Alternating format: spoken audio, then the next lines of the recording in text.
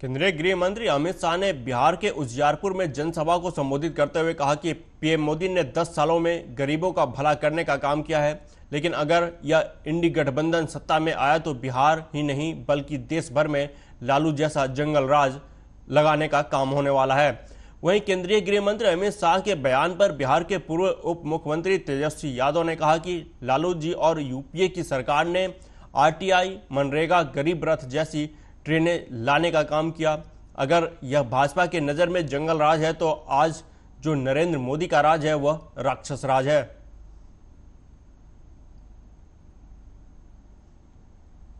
मोदी जी ने ये 10 साल में गरीबों का भला करने का काम किया है। भाइयों बहनों, ये इंडी अलायंस अगर आया तो बिहारी नहीं देश भर में लालू जैसा जंगल राज लगने का काम होने वाला है। लालू जी जब यूपीए की सरकार ने RTI लाने का काम किया, फूड सिक्योरिटी बिल लाने का काम किया, राइट टू एजुकेशन लाने का काम किया, यूपीए की सरकार ने मनरेगा लाने का काम किया, यूपीए की सरकार ने लालू जी ने 90,000 करोड़ का मुनाफा रेलवे को दिलाने का काम किया। रेलवे मंत्री रहते लालू जी ने हर बजट में किराया कम किया, बिहार में 3-4 रेलवे का कारखाना देने का काम किया, स्लीपर में जो गरीब चलते थे वो भी AC में चले, गरीब रथ जैसे ट्रेनें देने का काम किया। लालू जी ने जो काम किया, हार्वर्ड से लेके NCERT यूनिवर्सिटी तक लोग उनसे पढ़ने आते थे, मैनेजमेंट गुरु के नाम से कहलाए जाने लगे। अगर ये भाजपा के नजर में जंगल राज है तो आज जो नरेंद्र मोदी जी की राज है वो राक्षस राज है। नरेंद्र मोदी जी ने वहीं कांग्रेस नेता राहुल गांधी ने मध्य प्रदेश के रतलाम में कहा कि जो भी भारत के आदिवासियों, दलितों, पिछड़ों को मिला है, जल, जंगल, जमीन का हक संविधान ने दिया है। राहुल गांधी ने पीएम मोदी पर निशाना साधते हुए कहा कि वो चाहते हैं कि इसे हटाया जाए और उनका पूरा का पूरा राज हो, आपके अधिकार आपसे छीने जाएं। राहुल गांधी ने कहा कि हम उनको रोकने की कोशिश कर रहे हैं।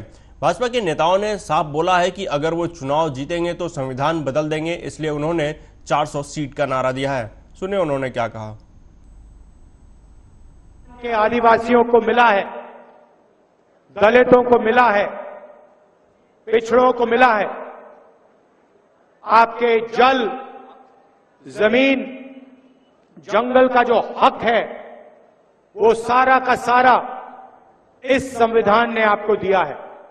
नरेंद्र मोदी चाहते हैं कि इसको परे किया जाए और उनका पूरा का पूरा राज हो और आपके जो अधिकार हैं वो आपसे छीने जाए। ये उनका लक्ष्य है और हम उनको रोकने की कोशिश कर रहे हैं।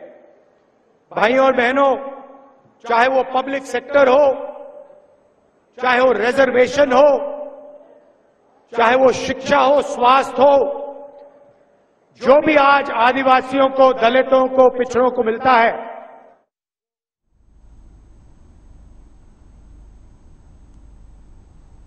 केंद्रीय मंत्री और अमेठी से भाजपा उम्मीदवार स्मृति ईरानी ने कहा कि मैं राहुल गांधी को याद दिलाना चाहती हूं कि जिन्होंने उन्हें 2019 में धोखा दिया, वो इस बार अमेठी में अपना जलवा दिखाना चाह रहे हैं। राहुल गांधी को इस बात की पुष्टि कर लेनी चाहिए कि कांग्रेस पार्टी में कौन उनके पीठ में छुरा भोंक चुके हैं और इस बार आतुर हैं कि अमेठी में उन्हें नीचा दिखाया जाए और रायबरेली में हराया जाए। मैं विशेष राहुल गांधी का ध्यान आकृष्ट कर रही हूं, जिन्होंने 2019 में राहुल गांधी को धोखा दिया, वो इस बार अमेठी में अपना जलवा दिखाना चाह रहे हैं। तो राहुल गांधी को इस बात की पुष्टि कर लेनी चाहिए कि कांग्रेस पार्टी में वो कौन कौन है जो उनकी पीठ पर छुरा भोंक चुके हैं और इस बार आतुर हैं कि अमेठी में उनको नीचा दिखाया जाए और रायबरेली में उनको हराया जाए। राहुल गांधी को अपनी ही पार्टी से खतरा है, ये जग जाहिर बात है।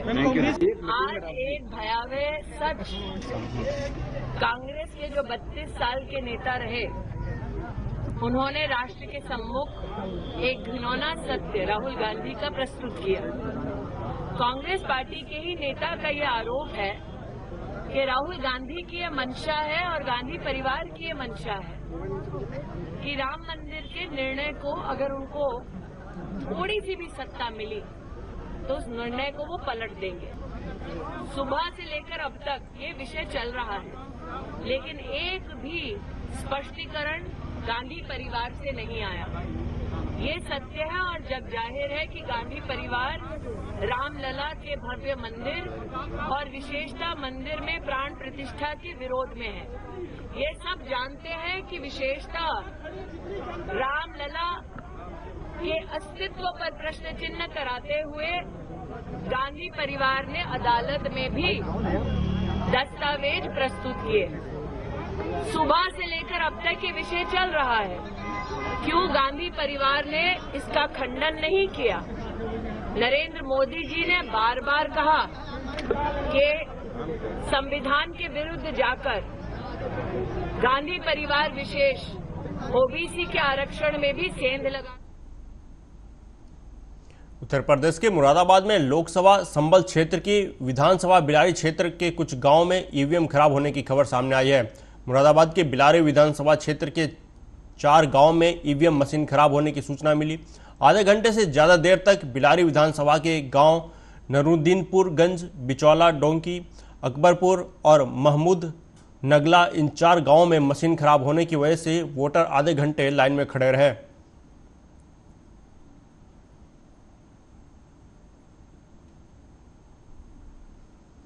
दिल्ली के मुख्यमंत्री अरविंद केजरीवाल की मुश्किलें कम होने का नाम नहीं ले रही हैं। कारण पहले से ही जेल में बंद केजरीवाल के खिलाफ एलजी ने ईडी, सीबीआई के बाद अब एनआईए जांच की सिफारिश की गई है। इसको लेकर एलजी ने गृह मंत्रालय को पत्र लिखा है। इसमें उन पर आतंकी संगठन सिख फॉर जस्टिस से फंड लेने का आरोप लगाया गया है। उन पर 16 मिलियन अमेरिकन डॉलर लेने का आरोप लगाते हुए दिल्ली के उपराज्यपाल वीके सक्सेना ने एनआईए जांच की सिफारिश की है। दरअसल एलजी वीके सक्सेना को विश्व हिंदू महासंघ की तरफ से लिखित शिकायत मिली थी, जिसमें आरोप लगाया गया है कि अरविंद केजरीवाल के नेतृत्व वाली आप को देवेंद्र पाल भुल्लड़ की रिहाई और खालिस्तान समर्थक भावनाओं को बढ़ावा देने के लिए चरमपंथी खालिस्तानी समूहों से 16 मिलियन अमेरिकी डॉलर मिले थे। इसके बाद वीके सक्सेना ने केंद्रीय गृह मंत्री से एनआईए जांच की सिफारिश की है। इसमें कहा गया है कि चूंकि शिकायत एक मुख्यमंत्री के खिलाफ की गई है और एक प्रतिबंधित आतंकवादी संगठन से प्राप्त राजनीतिक फंडिंग से संबंधित है, तो ऐसे में शिकायतकर्ता द्वारा दिए गए इलेक्ट्रॉनिक सबूतों की फॉरेंसिक सहित पूरी तरह से जांच की जरूरत है। उत्तर प्रदेश के मुख्यमंत्री केशव प्रसाद मौर्य ने प्रमोद कृष्णन के बयान पर कहा कि कांग्रेस की मंशा जरूर है कि राम जन्मभूमि से मंदिर हटाकर कोई स्मारक ढांचा खड़ा कर दे। उनकी मंशा ये जरूर है कि जम्मू कश्मीर में धारा 370 फिर से बहाल कर दे, लेकिन अब अगर उनकी पुरखे भी आ जाए तो भी वह ऐसा नहीं कर सकते। केशव प्रसाद मौर्य ने कहा कि 2047 तक देश और प्रदेश में भाजपा की सरकार है और रहेगी।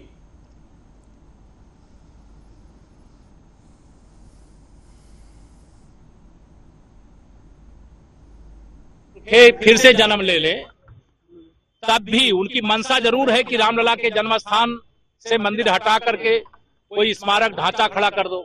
उनकी मंशा जरूर है कि जम्मू कश्मीर से 370 वहां फिर वापस ला दो। उनकी मंशा जरूर है बाबा विश्वनाथ जी के धाम की दीवारें ढहा दो, लेकिन अब उनके पुरखे भी उतर आवे तो भी यह कर नहीं सकते। और 2047 तक माननीय नरेंद्र मोदी जी के नेतृत्व में, भाजपा के नेतृत्व में देश में भाजपा की सरकार, प्रदेश में भाजपा की सरकार है और रहेगी। इसलिए साइकिल पंचर है, हाथी दुबला हो गया है, पंजे को जनता ने मरोड़ दिया।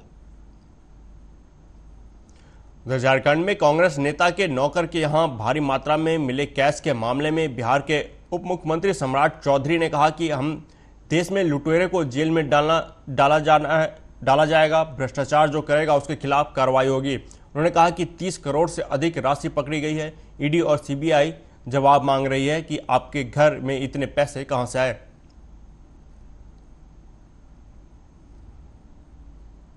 आपने देखा इस देश में लुटेरे उसको जेल में जाना है। अभी 30 करोड़ से अधिक राशि पकड़ा रही है और भ्रष्टाचार जो करेगा तो उसके खिलाफ तो कार्रवाई होगी। ईडी और सीबीआई जवाब मांग रही है, इतने पैसे आपके घर में कहां से आए? अमित शाह ने कहा है कि पंजाब के पूर्व मुख्यमंत्री और कांग्रेस नेता चरणजीत सिंह चन्नी ने कहा कि देश के जवान पर हमें गर्व है। उन्होंने कहा कि पिछले बार जब चुनाव थे तो उस दौरान 40 जवान शहीद हुए। आज तक सरकार ने यह पता नहीं किया कि वह हमला किसने किया था। अब फिर से चुनाव हो रहे हैं और फिर से जवानों पर हमला हुआ और जवान शहीद हुए। चन्नी ने कहा कि मैं पूछना चाहता हूं कि यह कौन लोग हैं जो हमला करवा रहे हैं, आज उन्हें सामने लेकर क्यों नहीं आते। पूर्व गवर्नर सतपाल मलिक ने कहा था कि यह हमले राजनीतिक हैं और ऐसे हमले फिर से हो सकते हैं। चरणजीत सिंह चन्नी ने सवाल करते हुए कहा कि मैं भाजपा से कह रहा हूं कि आप इधर उधर की बात न करें, यह बताएं कि यह कैसे हुआ, हर बार ऐसा क्यों हो रहा है, सरकार का इंटेलिजेंस फेलियर क्यों है।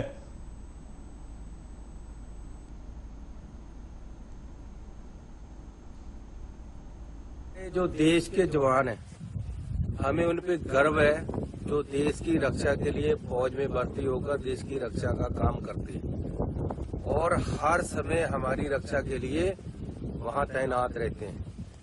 मैंने एक बयान ये दिया है कि पिछले इलेक्शन में जब पार्लियामेंट के इलेक्शन थे, हमारे 40 जवान शहीद हो गए और उन पे अटैक हुआ। आज तक सरकार ने ये पता नहीं किया कि वो अटैक किसने किया, कौन लोग उसके जिम्मेवार हैं। फिर हमारे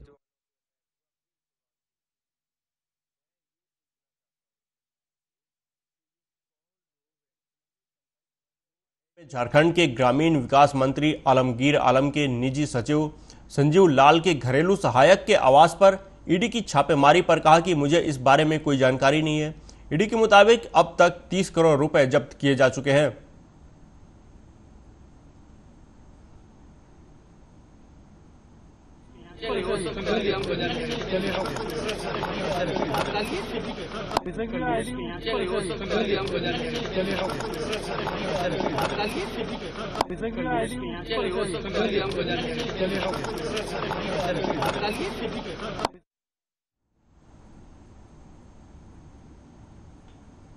बढ़ते हैं अगली खबर की तरफ। बीजेपी के प्रदेश अध्यक्ष विष्णु दत्त शर्मा ने लोकसभा के तीसरे चरण के मतदान के लिए मतदाताओं से ज्यादा वोट करने की अपील की। साथ ही कांग्रेस के राहुल गांधी, दिग्विजय सिंह और कमलनाथ पर भी जमकर निशाना साधा। बीडी शर्मा का कहना है कि कांग्रेस पार्टी में महिलाओं का कोई सम्मान नहीं है। यही वजह है कि उनकी प्रवक्ता राधिका खेड़ा को 8 दिन तक प्रताड़ना झेलने के बाद आखिरकार पार्टी छोड़नी पड़ी। उनका दोष सिर्फ इतना था कि वह अयोध्या में राम मंदिर के दर्शन के लिए गई थी। वहीं जीतू पटवारी के इमरती देवी पर दिए गए बयान पर बीडी शर्मा ने निशाना साधा और आरोप लगाया कि कांग्रेस पार्टी में महिलाओं के सम्मान नाम की कोई चीज नहीं है। यही वजह है कि देश की जनता ने जब अब कांग्रेस और उनके नेताओं को घर बैठने का मन बना दिया है। वहीं बीजेपी के प्रदेश अध्यक्ष ने जम्मू कश्मीर में शहीद हुए मध्य प्रदेश के जवान विकी पहाड़े को अपने श्रद्धासुमन अर्पित किए।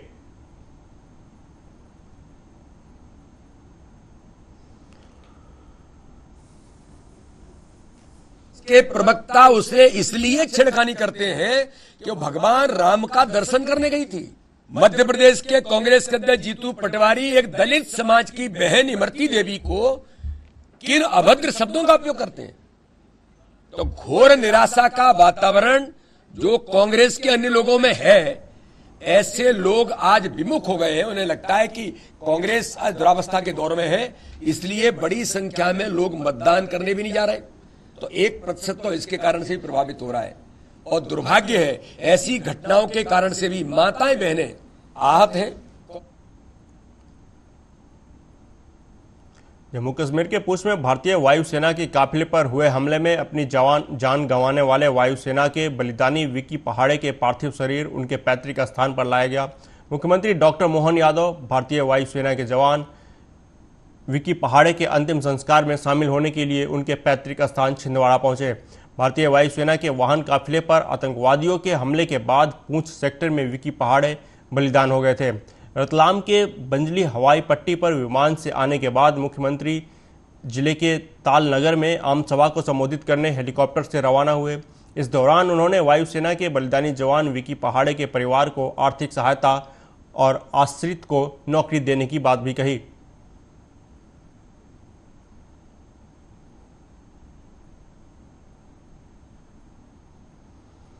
यात्रा तय करता आया है। मेरी अपनी ओर से विनम्र श्रद्धांजलि दी और परमात्मा से कामना करते हैं कि उनको अपने स्थान में अपने चरणों में स्थान दे। कांग्रेस सरकार की ओर से मैं इस अवसर पर परिवार में शोक की घड़ी में शोक व्यक्त करता हूँ और सेना पे गर्व करता हूँ, जिसने अपनी एक लंबी उज्जवल परंपरा के निर्वहन के आधार पर गार्ड ऑफ ऑनर देकर के सरकार की व्यवस्थाओं को मजबूती पर। अब खबर मध्य प्रदेश के सागर जिले से है, जहां खुरई के बनहट गांव के पास रेलवे ट्रैक पर एक अज्ञात युवक का शव पड़ा हुआ मिला। घटना की जानकारी मिलने के बाद देहात थाना पुलिस मौके पर पहुंची और शव की शिनाख्त की गई। जानकारी के अनुसार राजीव कुमार निवासी वनहट, जो रेलवे ठेकेदार के यहां जेसीबी मशीन चलाने का काम करता है, उसका शव गाँव के पास ही बीना कटनी रेलवे ट्रैक पर पड़ा हुआ मिला। घटना की जानकारी मिलने के बाद पुलिस और परिजन मौके पर पहुंचे। पुलिस ने पंचनामा करवाकर शव को पोस्टमार्टम के लिए खुरई सिविल अस्पताल भेज दिया। पोस्टमार्टम के बाद शव परिजनों को सुपुर्द कर दिया गया।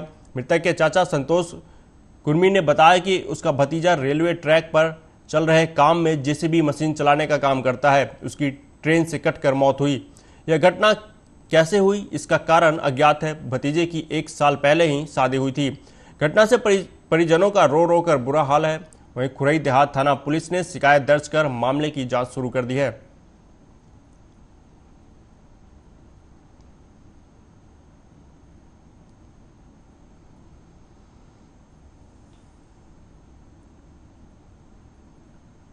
लोकसभा चुनाव को शांतिपूर्ण तरीके से कराने और किसी भी तरह के व्यवधान पर अब पुलिस सख्त नजर आ रही है। कानपुर देहात पुलिस ने अपराधियों के हौसलों को पस्त करने की कवायद शुरू कर दी है। पुलिस ने एक अवैध हथियार बनाने वाली फैक्ट्री पर छापेमारी कर मशीन और बदमाश को गिरफ्तार किया है। साथ ही फैक्ट्री में बन रहे निर्मित और अर्धनिर्मित असलहों के साथ हथियार बनाने में प्रयुक्त औजारों को बरामद कर लिया है। समीम नाम के व्यक्ति को पुलिस ने अवैध हथियार बनाने के चलते छापेमारी में गिरफ्तार किया। समीम कानपुर देहात के साथ साथ अन्य कई शहरों में गंभीर वारदातों को अंजाम दे चुका है। इसके ऊपर कई मुकदमे भी दर्ज हैं। वहीं पुलिस को सूचना मिली थी कि थाना गजनेर में एक अवैध फैक्ट्री में अवैध असलहा बनाया जा रहा है, जिसमें पुलिस ने छापेमारी की और मौके से एक अभियुक्त को गिरफ्तार कर लिया।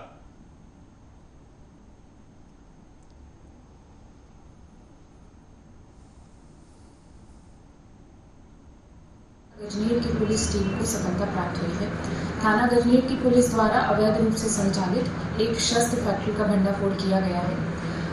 पुलिस टीम ने अभियुक्त समीम को गिरफ्तार किया गया है, जिसके पास से अवैध तमंचे, कुछ अर्धनिर्मित तमंचे और तमंचे बनाने की सामग्री भी बरामद हुई है। अभियुक्त पर विभिन्न जनपदों में, जिसमें कानपुर नगर, उन्नाव व फतेहपुर में गैंगस्टर समेत कुल 11 मुकदमे दर्ज हैं। अभियुक्त को न्यायिक अभिरक्षा में जेल भेजा जा रहा है। पुलिस अधीक्षक महोदय के दिशा निर्देशन में थाना गजनेर की पुलिस टीम को सफलता प्राप्त हुई है। फिलहाल इस बुलेटिन में अभी तक के लिए इतना ही। देश दुनिया की बाकी खबरों के लिए देखते रहिए आर्या न्यूज। नमस्कार।